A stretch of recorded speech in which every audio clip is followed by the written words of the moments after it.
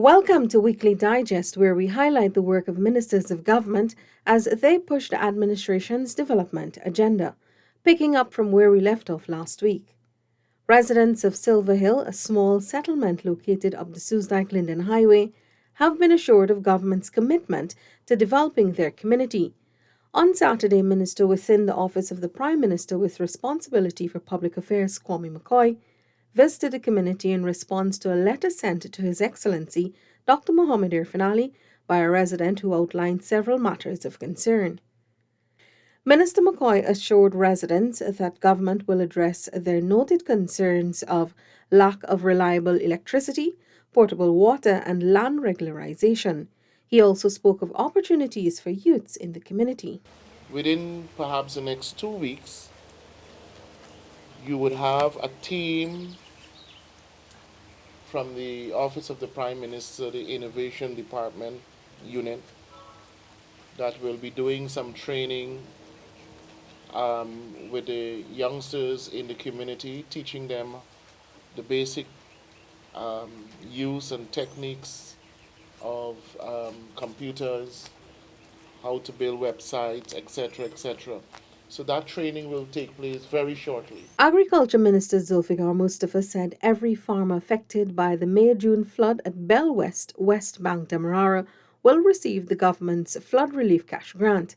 The minister held a community meeting on Sunday after several persons raised concerns about not receiving the assistance.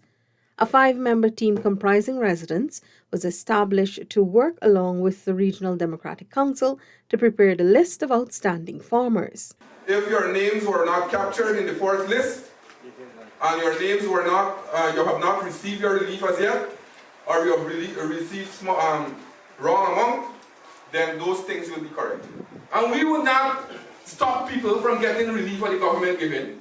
I have made this point umpteen time all over the country. We are not looking at face, we are not looking at religion or race. Every single Guyanese, you could vote for PPP, you could vote for APNUAFC, you could vote for JLP. As long as they are benefit for the people of this country, every single person who is entitled will receive the benefit from this PPP system. Minister within the Ministry of Public Works, Deodat Indar, who was also at the engagement, called for the community to unite, noting that the issues will be resolved soon. So I want us to have a community spirit. We will solve this issue in no time. 5 days. We will get the names, we'll verify everybody. 5 days. That's not long. Minister of Tourism, Industry and Commerce, Onij Walron, on Sunday led a team of senior tourism officials and stakeholders to Region 10 on an outreach aimed at fostering tourism development there. During the meeting, Minister Walron urged tourism stakeholders to dream bigger for tourism development, noting that there is interest from investors in Dubai and Qatar. Minister Walron explained that the type of development envisioned for Region 10 has to be private sector driven and funded, as the government cannot do it alone.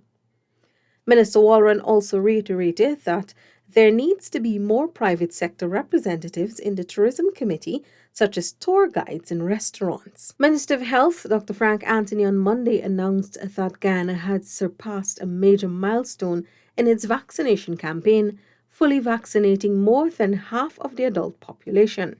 Well, I just want to make something very clear, and that is we are at 51% of the adult population. So this is not the entire Guyanese population. So of the adult population, we have just achieved 51%. He said while the milestone can be applauded, some regions are still lagging in their vaccination.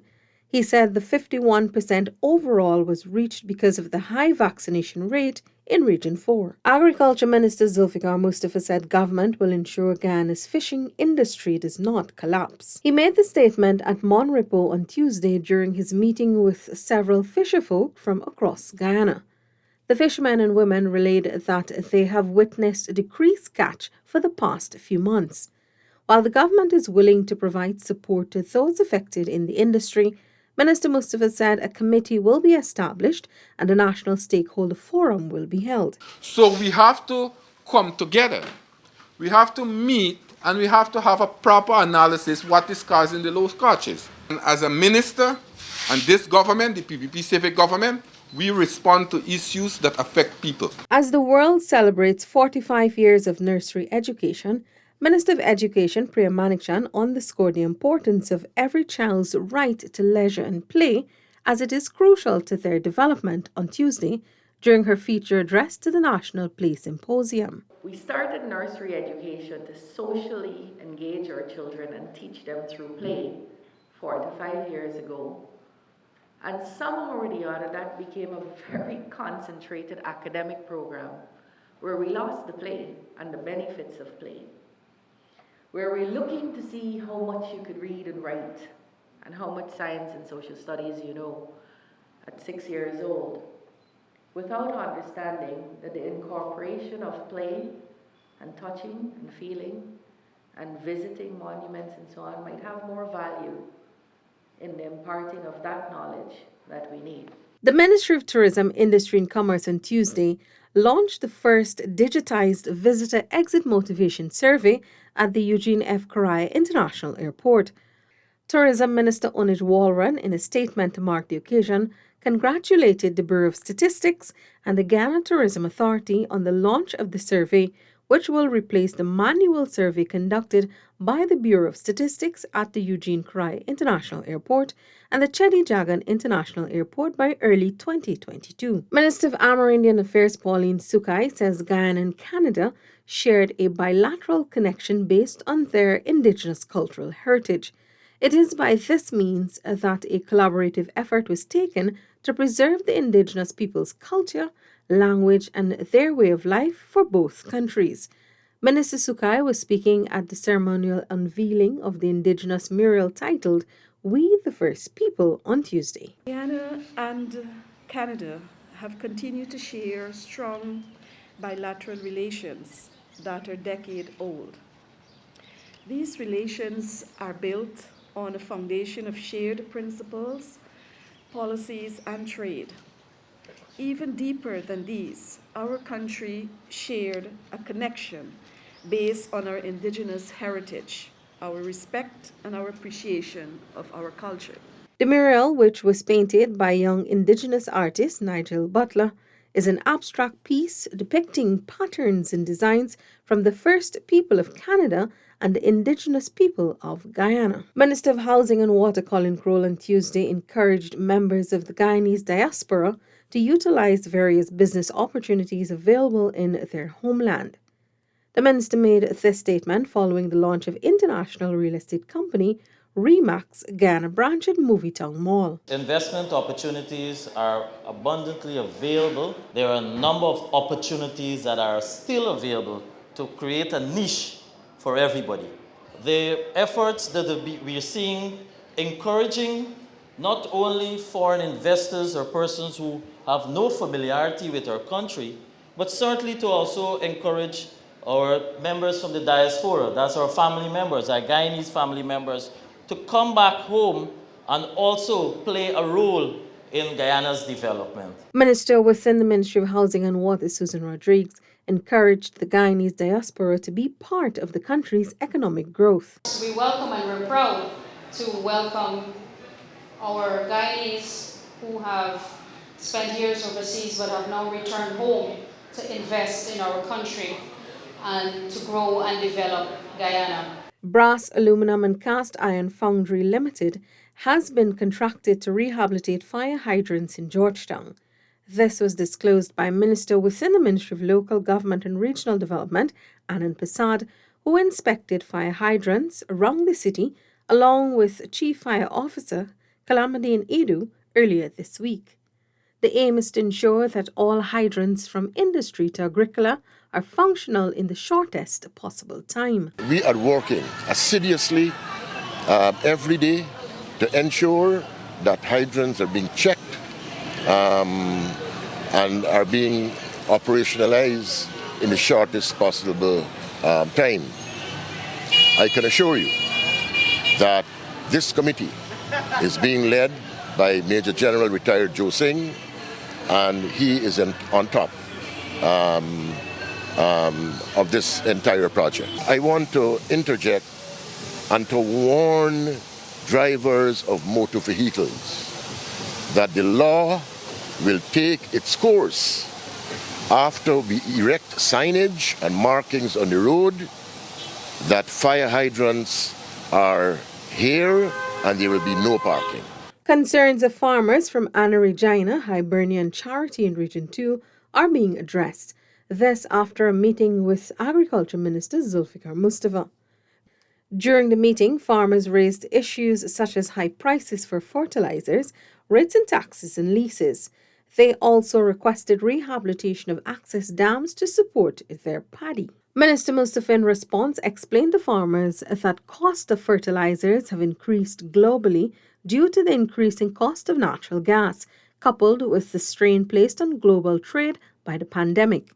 The minister said government is already exploring ways to address these concerns. It's important for us to build that pipeline because we will produce natural gas and we will produce our own fertilizers. So when people talk about that the government building a pipeline, the pipeline will solve our problems in the near future. Public servants are set to benefit from a 7% increase in salaries retroactive to January 1, 2021. This announcement was made by Senior Minister in the Office of the President with responsibility for finance, Dr. Ashni Singh, during a virtual broadcast on Thursday. I'm pleased to announce now that your government will be paying an across-the-board increase of 7% to public servants, teachers, members of the disciplined services, constitutional office holders, as well as government pensioners. This increase will be granted retroactively to 1st of January 2021, and work will start immediately to ensure that it is processed and paid to eligible employees, together with their December salary and in time for the festive Christmas season. The minister also announced that frontline workers will be receiving a special payout to be made by the end of December. Guyana is open to production and use of the Pfizer COVID-19 pill Paxlovid once it is approved. Minister of Health, Dr. Frank Anthony, during the daily COVID-19 update on Thursday, noted that Pfizer has signed an agreement with the World Health Organization Patent Production Office where they're allowing the use of technology for countries to manufacture the pill. We don't have manufacturing capacity in the public sector for pharmaceuticals, but here in Guyana there are private companies that would have the manufacturing capabilities. So if those companies work with the WHO Patent Office and are able to bring that particular medicine to Guyana, it is something that we will want to procure. The minister explained that even if the drug is not produced locally, there is a high likelihood that the cost will be affordable. Senior Minister in the Office of the President with responsibility for finance, Dr. Ashni Singh, said that the across-the-board 7% increase announced for public servants will inject liquidity into the economy. He made the comment during a DPI interview on Thursday. When this money is paid to the teachers, to the members of the discipline services, to the public servants, it doesn't vanish into thin air, or they don't lock it off somewhere in a box and it disappears, or put it under a mattress or somewhere and it disappears. They then take this salary increase, this money, this additional income that they would have received. What do they do with it logically? They go to the markets, they go to the shops, they go to the service providers, and they spend it. The minister expects this to stimulate activity, further adding to Guyana's growth prospects for 2021 and help working families to get back on their feet after the economic downturn of 2020. We came into government and found an economy that was literally on its deathbed, and we saw Guyanese households, Guyanese families, Guyanese individuals really facing a lot of tremendous economic hardship and difficulties. And we've set about in earnest trying to ease that pressure. Prime Minister Brigadier retired Mark Phillips has urged men to take up more responsibility, as shared responsibility can be deemed as one of the guiding principles for success in any home. The Prime Minister was at the time addressing men at the Ministry of Human Services and Social Security Symposium in observation of International Men's Day 2021 on Friday. This whole concept of shared responsibility is very important in the modern home. This is no longer 1950s, 1960s, right? This is the year 2021.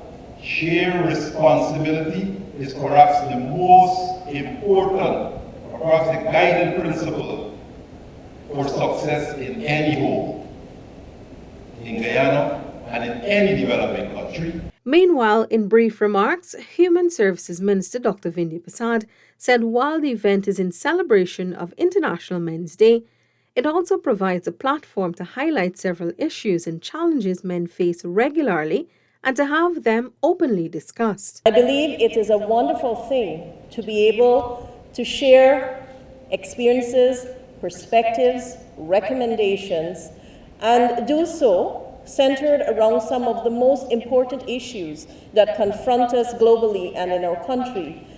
The most important one at this point being shared responsibility. Minister of Health Dr. Frank Anthony has announced that come Monday, eligible persons can access booster shots if they so desire.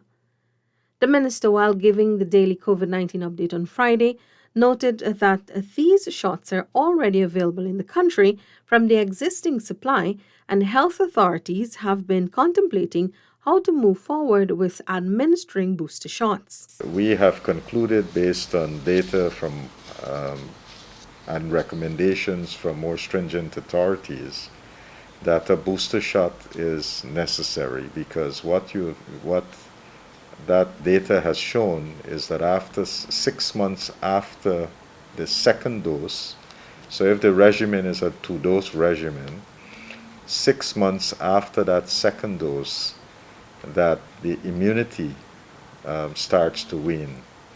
And therefore, if the immunity starts to wane, the chances are that persons can get infected, they can be breakthrough infections, and the protection that the vaccine would normally offer for persons, preventing them from getting a severe form of the infection, that can start to wane. Minister Anthony said the booster shots will be first available to specific groups, persons over 50 and those persons 18 years and older with comorbidities. That's it for this edition of Weekly Digest. For these and other government-related information, do log on to our website, dpi.gov.gy, and our social media platforms as well. Goodbye.